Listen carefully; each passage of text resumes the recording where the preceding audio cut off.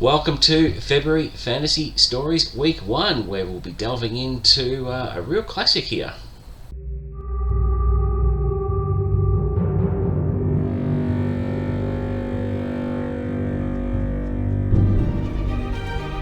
What's up, guys? Welcome back to the channel and welcome to week 1 of February Fantasy Stories. This is a project that has been created by the Bookish Bryants. If you haven't checked them out already, head on over to their channel. They do a really good job.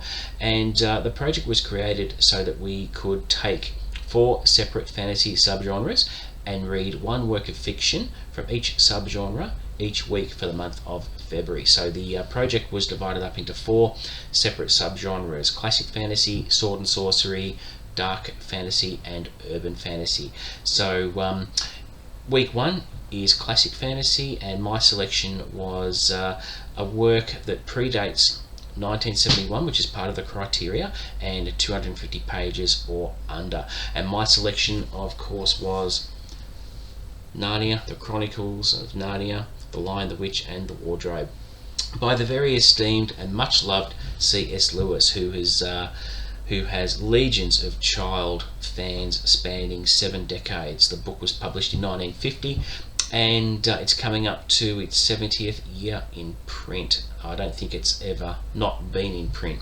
So let's start with my review.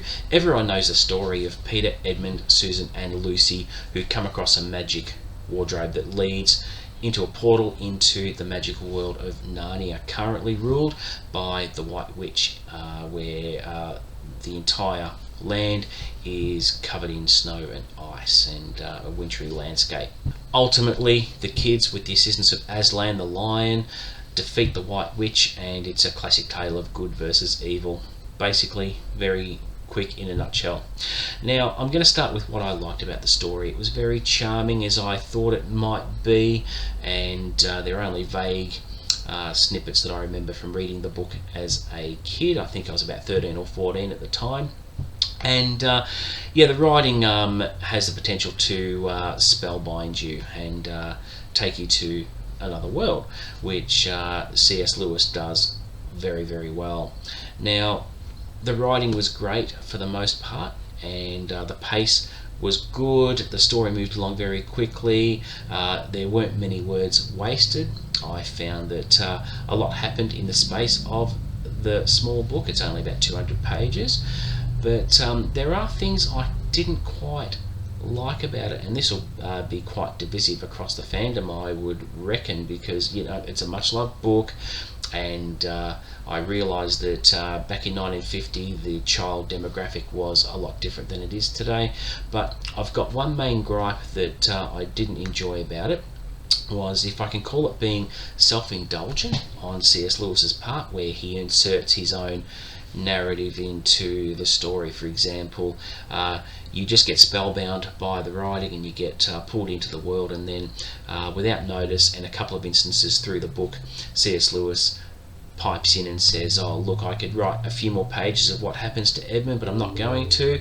Or he might say, here we find we're going back to what Peter's doing, or something to that effect. And in today's day and age, it breaches the show don't tell rule. It breaks the spell of the reading experience, in my opinion. Now, as I said, 1950, it was a different world.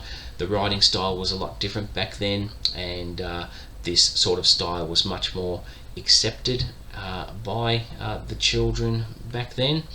But reading it as an adult, I found it pretty distracting from the story, and that's why I wanted to love it, but I only just liked it. And perfectly honest, my reading experience was tainted a little bit, because as I was reading the book, in my mind I was visualising the characters from the actors from the movie from 2005, which I've seen multiple times, and was definitely a heavy influence in my read. So in a lot of ways, that's my fault. And I love the movie, and you want the book to be more like the movie. So going into the book, I had different expectations, I believe. If I hadn't seen the movie and I picked up the book, I think my reading experience might have been a little bit more enhanced and not as tainted, because you do go in with preconceived expectations if you've seen the movie before reading the book. So in all fairness to the author, it might have been a different experience for me if I hadn't seen the movies. So that's just being honest. And overall, look, I don't regret revisiting Narnia. It was a great ride. It was a really quick read, and I thought the writing was superb, even though I had a bit of a gripe about C.S. Lewis jumping in himself and telling and not showing. But you know, it's only a minor gripe, but for the most part it was very enjoyable. Aslan, the Lion, is my favourite character. You just can't help but love him. But another thing is, when I'm reading what Aslan is saying, I can't help but have Liam Neeson's voice in my head either. So it is a shame that the experience was spoilt a little bit by the movie, but overall it's not hard to figure out why. It's a much loved classic and will always remain a much loved classic. And even though I had a somewhat tainted reading experience, if you haven't read the book since you were a kid, please pick it up and read it. It is a definite classic and a great pick for my first week of February fantasy stories. So there you go. That's the end of my review. If you have any comments, please add them below. Please provide feedback on the review, and whether you agree or disagree with some of my points, I would value any feedback and I will respond to that. Please don't forget to like and subscribe, and the next video I'm bringing out, I'm going to be doing a couple of reviews. I'm going to be reviewing Of Mice and Men.